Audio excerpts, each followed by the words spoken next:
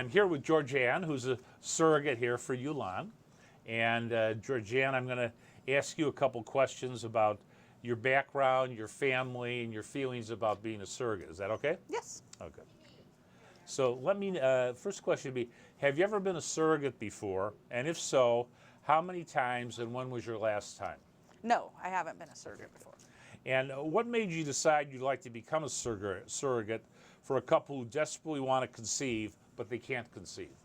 Well, I have a 8-month-old baby, and I mean, who wouldn't want to enjoy that? It's a joy to see her smile and learning and playing and just growing. It's awesome, and who wouldn't want to experience that? And I know some people do have trouble. And yeah, that's good. That's good. Very good. What's your motivation aside from that for becoming a surrogate? And what are your values regarding surrogacy? Have you talked to your friends? I know you have friends that are surrogates. Yes, Yep. yes, and I just to rely on the company that I know the child's going to go to a good home and be raised and loved like I would if it was my child. So very nice. Can you tell me a little bit about your family? Are you married and do you have children? Yes, married, and we have one child. Okay, and what's the name of the child? Rainey. Okay. Little girl. And tell us a little bit about your husband and Rainey. Oh, they're joys of my life. That's good. And my husband stays at home, takes care of her right now. So What's your husband's name? John. John, okay. Yeah, he's the stay-at-home mommy, as you call it. Yeah, right. He takes care of the kid. Yeah, very nice. So what kind of work do you do then?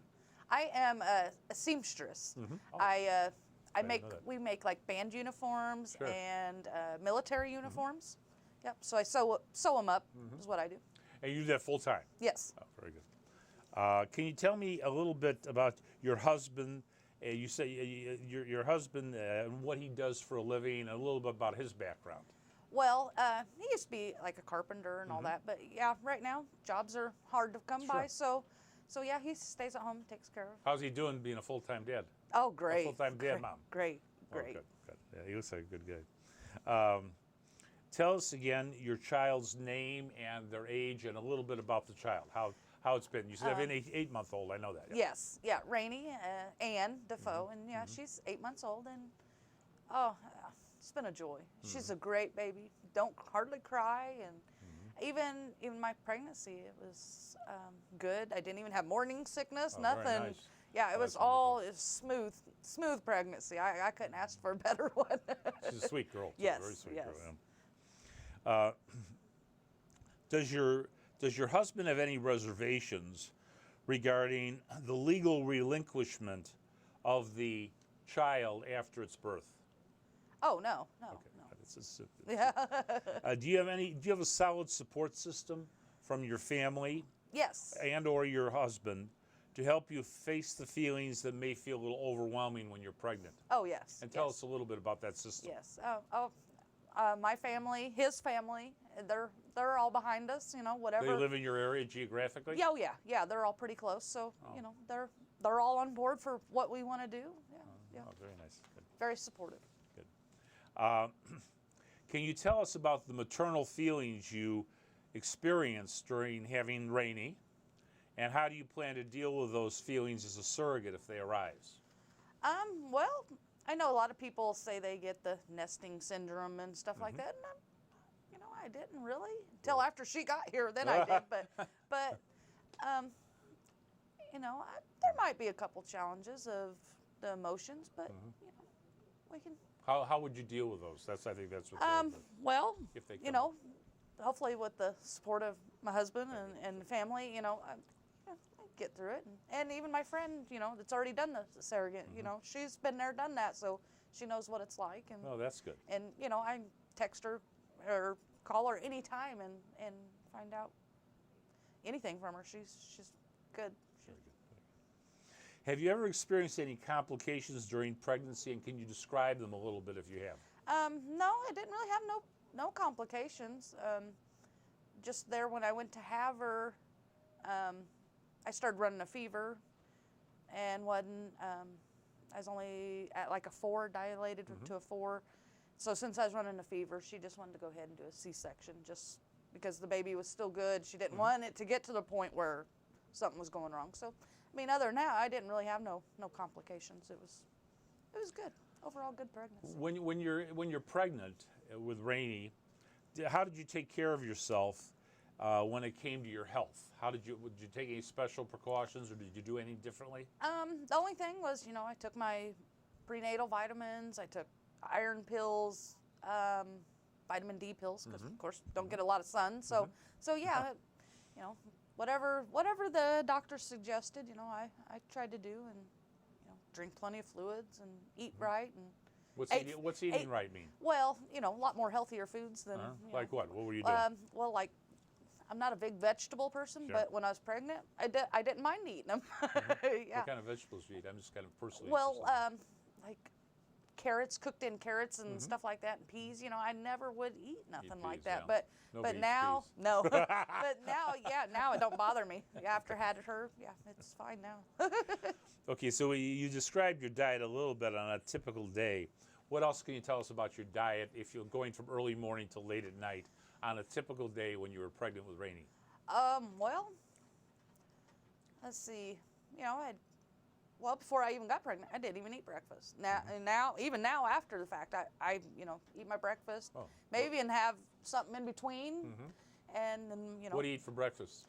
Well, when I was pregnant, I wanted a lot of cereal. I don't know why. Oh, really? Okay. Yeah, I wanted a lot of cereal, and what else did I eat for breakfast? What's a typical lunch? I don't even remember what I'd really eat when I was pregnant. What do you eat now for breakfast or lunch? Well, like now, I mainly eat Pop-Tarts just because it's easier. Since I'm working, easier to go. I can eat on the go. Cereal bars. Then lunch, a lot of times I either have leftovers from the night before or good old sandwich. Just something easy. What about in the evening? In the evening, we usually try to have. A lot of times we'll have some kind of meat and potatoes and Okay. and With balanced diet. yeah, and then fruit, vegetables, something else to go with it. Oh, that's Or good. pasta, As a surrogate, would you strive to eat a healthy diet, or reach out for support if you need to? Oh yes, Okay. yes. Should you become overwhelmed with morning sickness, although you said you weren't morning Yeah. sick, I know that, but if you have morning sickness or other reasons for preventing you from getting the nutrition you need, would you seek out help from others? Oh yes, yes. Should more than one embryo be implanted and all of them succeed, what are your feelings regarding fetal reduction or abortion if it is the couple's wish to have no more than one child? On that, I feel that's their choice. I personally wouldn't. I mean, but that's their it's their embryos. It's their choice. Would you be willing to carry twins? Yes, yes. Are you willing to work with the surrogate agency, the IVF doctors, and OB/GYN doctors to take all the necessary tests and screening to qualify and to travel out of state for operations if necessary? Yeah, yeah. Okay. Are you willing to work under the instructions of surrogacy support staff to provide all the data and information that's requested by the clients? Yes. All right. What kind of expectations do you have for the relationship with the intended parents after the birth? I mean, I don't really expect them to have much of a relationship with me, but I'd still love to, be updated here and there or a picture or something, see how they're doing. And the follow-up question is, would you expect to see a Christmas card every year and a photo of the baby? I would love to. Do you have any desire to have future contact with the child as he or she grows to adulthood? If the parents would permit, possibly. Okay. That's a good answer. Another sensitive issue is abortion and adoption. Abortion generally is not allowed in the ULAN surrogate assistee program. Okay. terms of service. We have consulted with the intended parents clearly on this and asked them to sign the terms of service before Yulan takes them into the program. But in the case of a couple who's divorced, or either one or two of them dies or passes away during the pregnancy, would you consider accepting an abortion? Special circumstances. You know, Oh, wow. somebody dies, somebody. I mean, if that's their wish and they had already said that that's what they wanted, then yeah, that's what I'd do. Okay. If the above mentioned, if what we talked about, tragic events occur, and you do not prefer an abortion, would you be interested in adopting the child through an arranged agreement? Yeah, yeah. Oh, that's nice. Yeah. That's nice.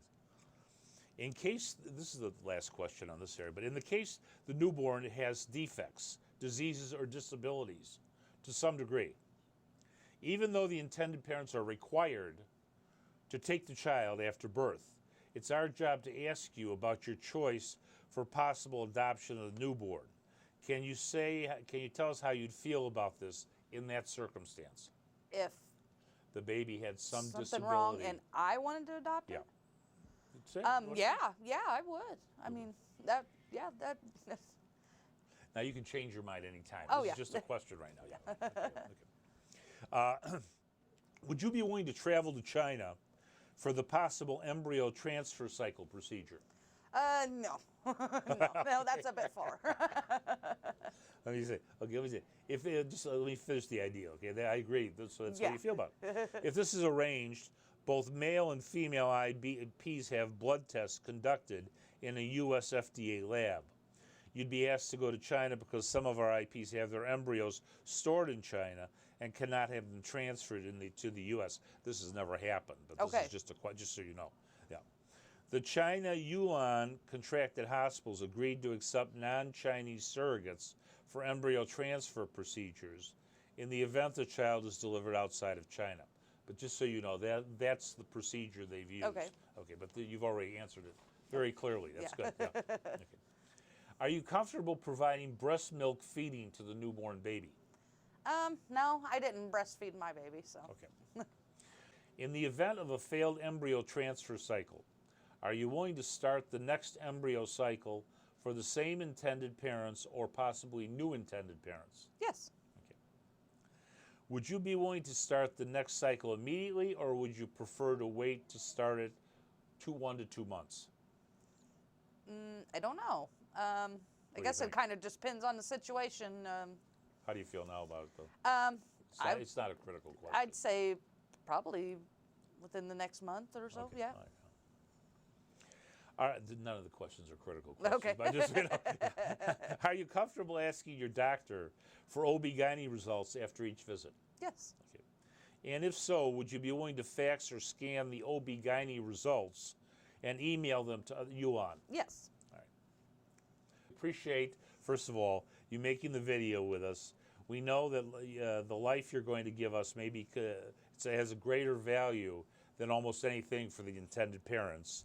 And this video will be very, very helpful in helping to pair you with an intended parents. Thank you very much, Georgianne. Thank Thanks. you. Yeah, thanks.